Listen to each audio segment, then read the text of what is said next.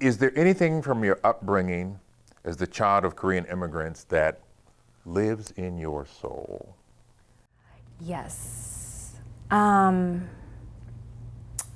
lot. My mom, I think it was really important for my mom to instill our Korean culture with her two daughters, my sister and I.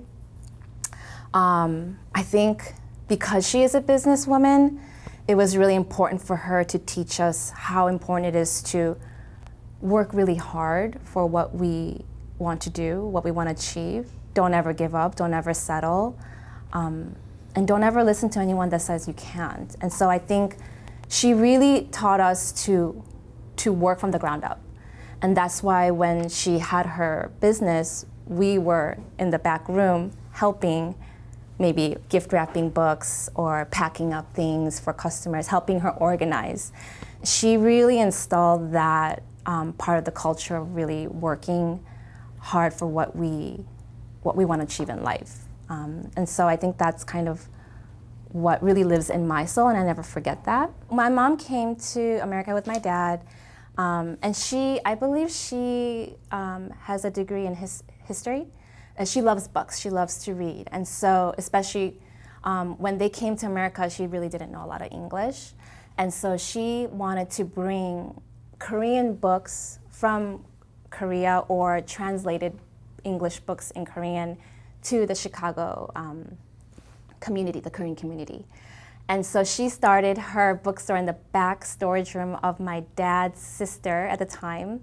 And it was like this tiny, I don't really remember much, I just see pictures. It was this tiny little closet, and it was all books. And so they would go to Korea, buy all these books in wholesale, bring all the boxes back, and they would just stock their bookshelves with all of these Korean books. And I think what started off just as like a few people buying books here and there, it became kind of like the go-to place in Chicago for my mom to offer Korean people books to read.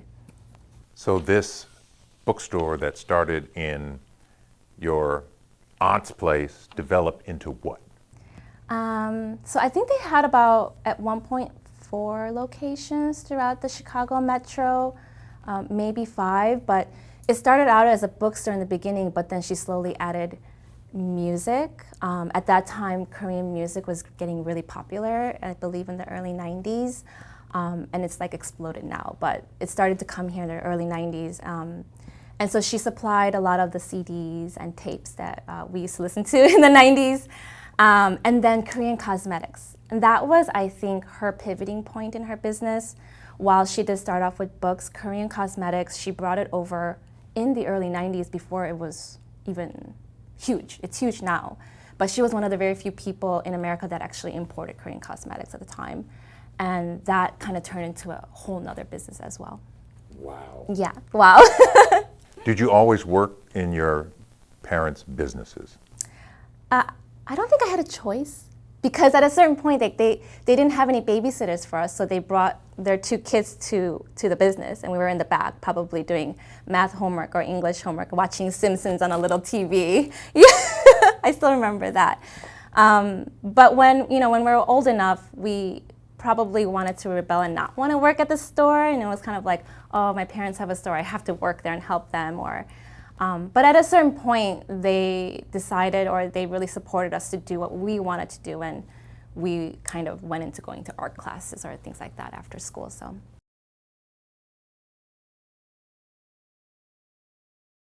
My mom was very involved in the Korean community, and I think growing up in middle school, junior high, high school, I think I kind of wanted to have like more of an American background. At one point I dyed my hair blonde, and I wanted to listen to this type of music. I didn't want Korean stuff around me, or I wanted a sandwich for lunch, not, like rice rolls or something like that. So I think it was definitely growing up, I wanted to feel like I fit in high school. But I think now when I look back at it, I really appreciate so much that she put me to Korean school, even though I didn't want to, but now I can speak Korean and I can read and write. If she didn't do that, then yeah.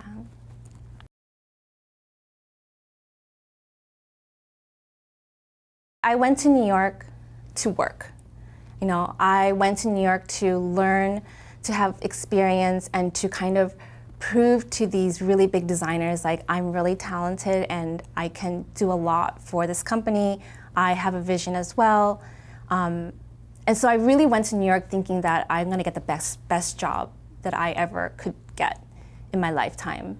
And so even throughout the 10 years, almost 12 years, I loved working.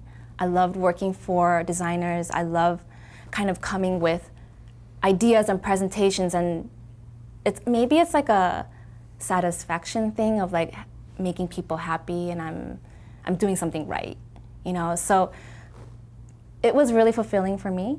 And the idea of having my own business was not really in the picture in New York.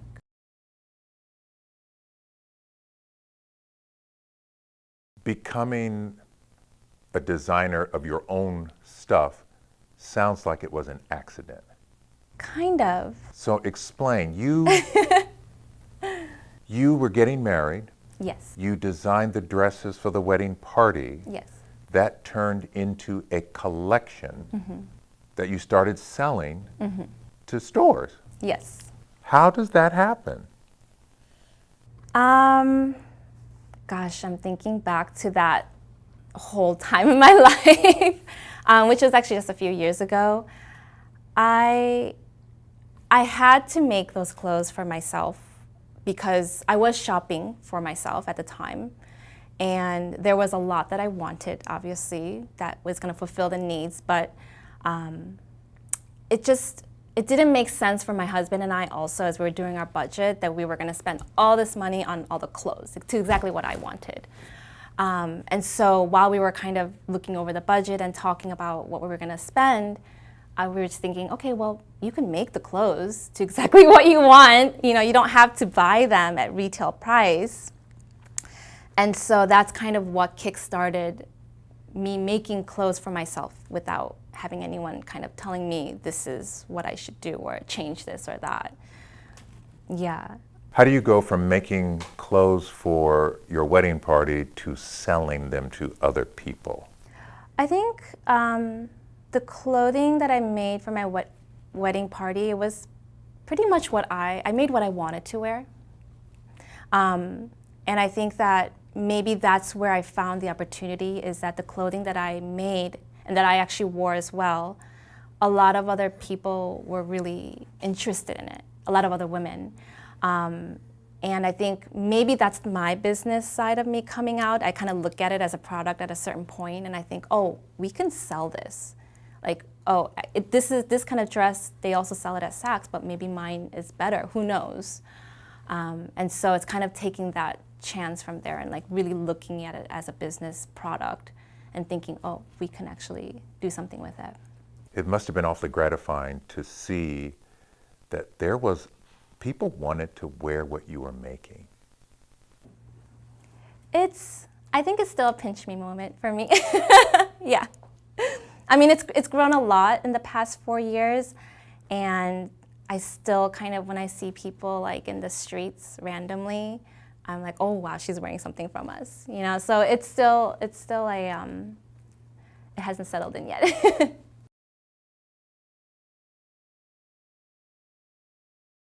You know, I think again the store opening is a scary venture for us as well. It's a pretty big investment, but maybe because my mom had a store for 30 years, that's what I grew up with.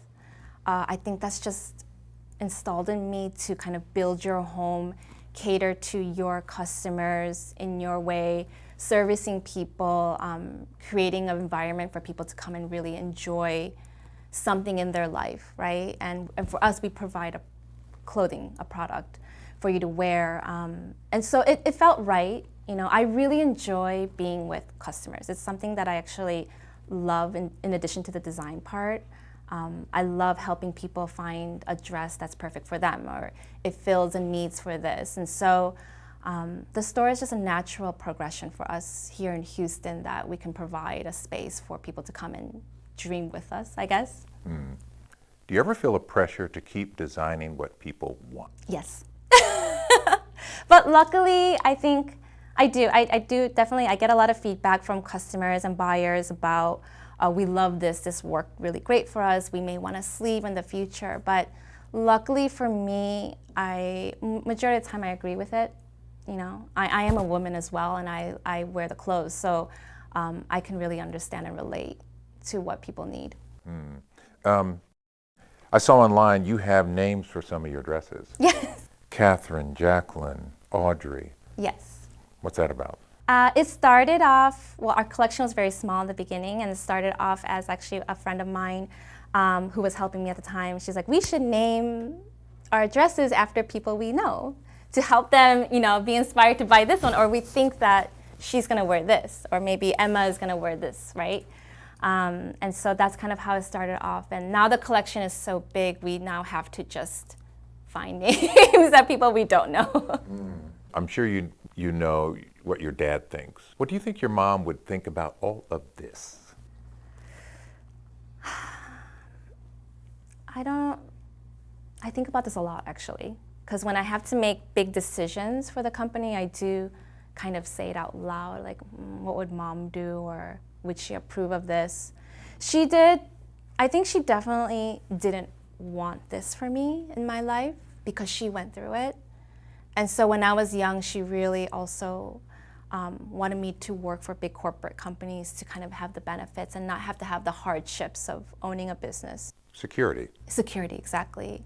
She wanted me to marry a nice guy with a great job, you know. And I remember the day that I told her that my husband and I are going to start a company, and she was like, no, absolutely not, don't do it. Because her and her husband, my mom and my dad had a company, and they went through all the ups and downs. And so sometimes I think she wouldn't want me to grow so fast. But I know before my last few months with her, she was so proud. You know, I think she was really impressed that my last year with her, she was really impressed with how far we've gone. And I mean, to be honest, she was very excited to wear the clothes as well. You know, she was always coming in like, well, what can I have today? So I think at a certain point she saw how well we were doing, or that we can actually have a business, and was supportive.